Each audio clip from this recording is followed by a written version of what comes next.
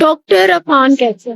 आज मेरा दिल चाह रहा है कि मैं आपको कहूँ, आपको शर्म आनी चाहिए। हमारा कोई कमाने वाला नहीं है, हम लोगों की रिजक जो था वो यहीं से ही जुड़ा हुआ था, अब जो कि वो भी बंद हो गया। आपने अमारा भट्ट व्लॉग के ऊपर इतना ज्यादा क्रिटिसिज्म किया, डॉक्टर अफान ने, रेहान तारिक ने और स्ट्रॉन्ग उस्मान ने।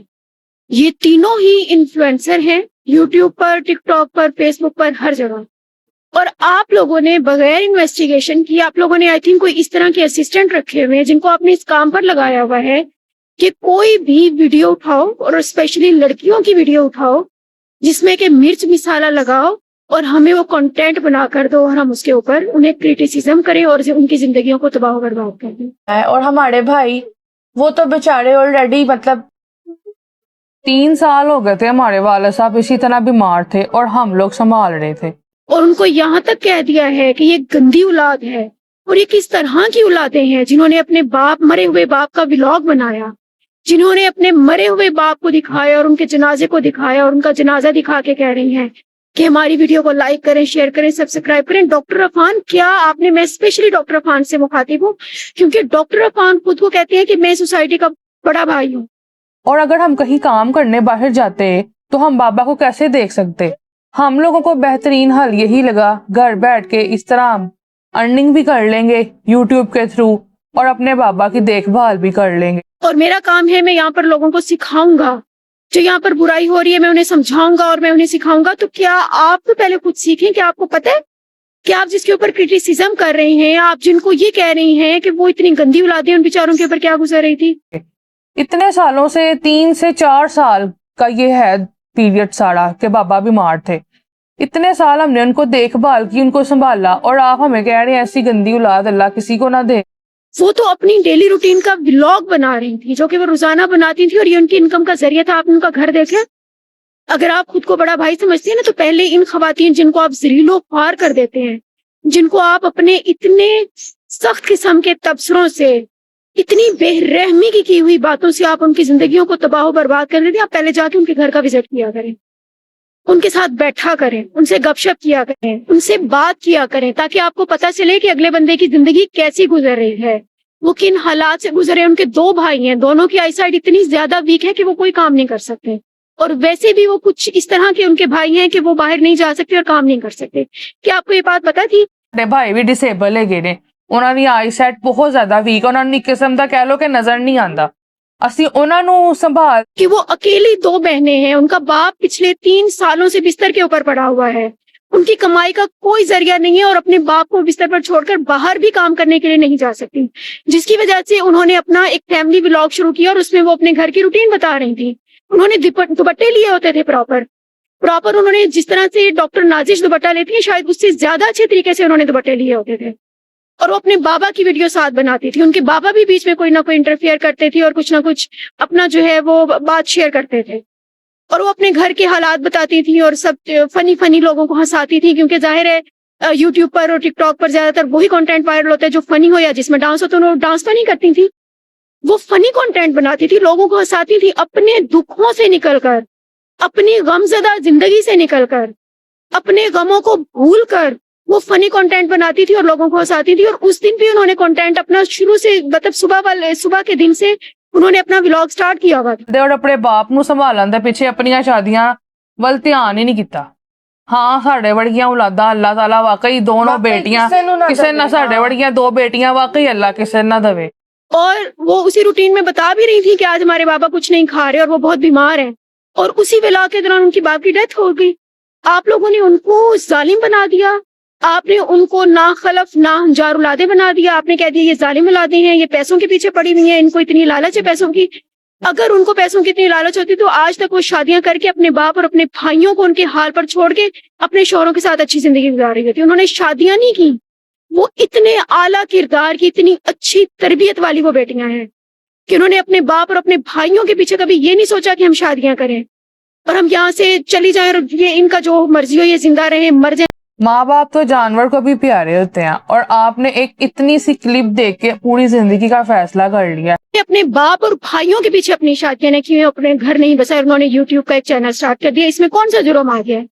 कौन सा इसमें उन्होंने खराब और गंदा काम कर दिया? आप डॉक्टर अफान, मुझे तो बड़ी अच्छी तरह से याद है कि आपकी एक डॉक्टर फैमिली थी जो अभी पिछले ही दिनों में जो डिजास्टर हुआ था वहां पर नॉर्दर्न एरियाज में, आपकी एक फैमिली थी जिन्होंने आपके हॉस्पिटल को बहुत सपोर्ट किया, जो अरबोपति लोग थे।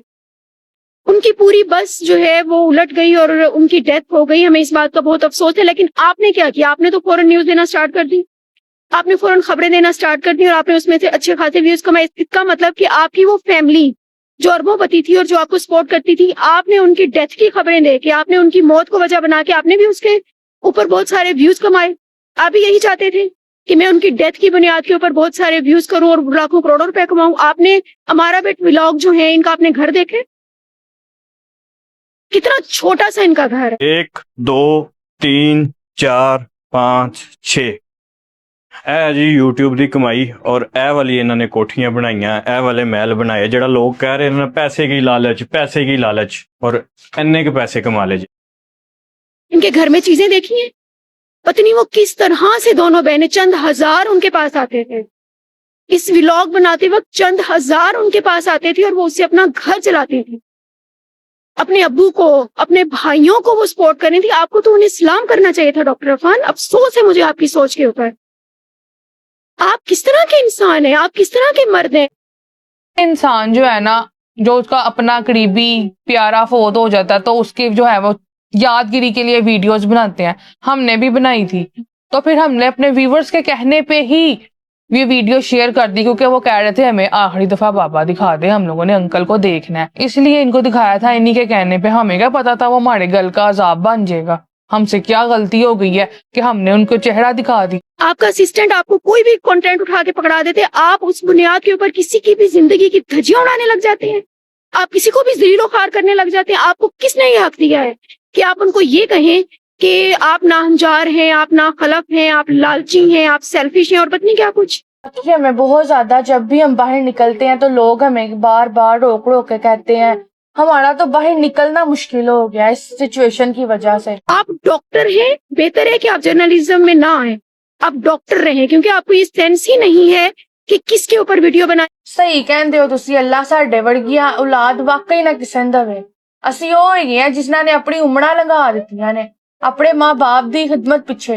ਅਸੀਂ ਸ਼ਾਦੀਆਂ ਨਹੀਂ ਕੀਤੀਆਂ, ਅਸੀਂ ਸੋਚਿਆ ਤੱਕ ਨਹੀਂ। ਸਾਡਾ ਬਾਪ ਬਿਮਾਰ ਸੀ, ਉਹ 3 ਸਾਲ ਤੋਂ ਬਿਮਾਰ ਹੋ ਗਿਆ ਸੀ, ਲੇਕਿਨ ਅਸੀਂ ਉਸ ਪਾਸੇ ਵੱਲ ਆਪਣਾ ਜ਼ਿਹਨ ਜਾਣ ਹੀ ਨਹੀਂ ਦਿੱਤਾ।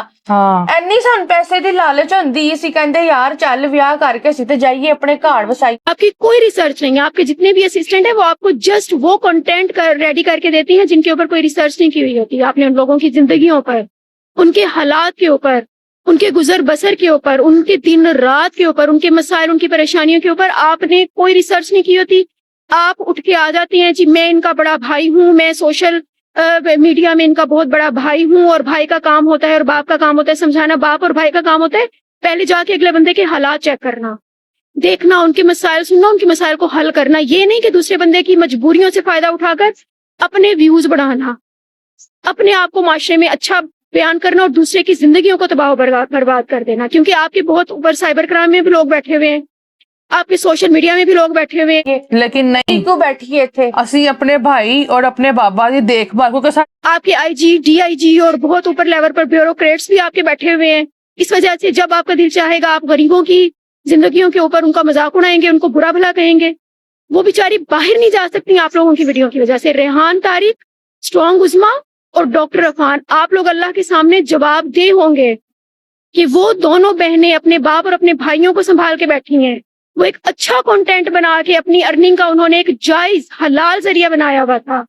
उस व्लॉग में उनके बाप की डेथ हुई, आपने उनकी जिंदगी को रुसवा करके रख दिया, आपने उनको तबाह बर्बाद करके रख दिया। लोग उनको क्रिटिसाइज कर रहे हैं, लोग उनके चैनल को अनसब्सक्राइब कर रहे हैं, कोई उनकी मदद करने को तैयार नहीं है, सिर्फ आपके इस वीडियो बनाने की वजह से। आप बड़े भाई हैं और आप बड़े बाप हैं, तो या अल्लाह इस सोसाइटी से इस तरह के बड़े भाई और बड़े बापों को महरूम कर दे, जो अपने बच्चों को और अपनी बहनों की जिंदगियों को, उनके मसाइल को हल ना करे बल्कि उनकी जिंदगियों को तबाह बर्बाद कर दें। डॉक्टर अफान प्लीज सुधर जाएं, कोई भी कंटेंट बनाने से पहले उस पर रिसर्च किया करें। और हमारे भाई इतने मासूम हैं, उनको लोग बाहर इतना तंग कर रहे हैं। हम गंदी औलाद है ना, ठीक है, मैं गंदा रहने दे ना देखिए। भी कंटेंट बनाने से पहले उनके घरों में जाया करें, उनसे पहले मिला करें, जाकर पर्सनली मिला करें, उनके मसाइल को देखा करें, उनके क्या मसाइल हैं, किस वजह से वो सोशल मीडिया के ऊपर आई हुई हैं। फिर जाके आप क्रिटिसिज्म किया करें, उनकी जिंदगी की धज्जियां बखेरा करें। आप आखिरत में अल्लाह के सामने जवाबदेह होंगे जो कुछ आपने अब किया उनके साथ।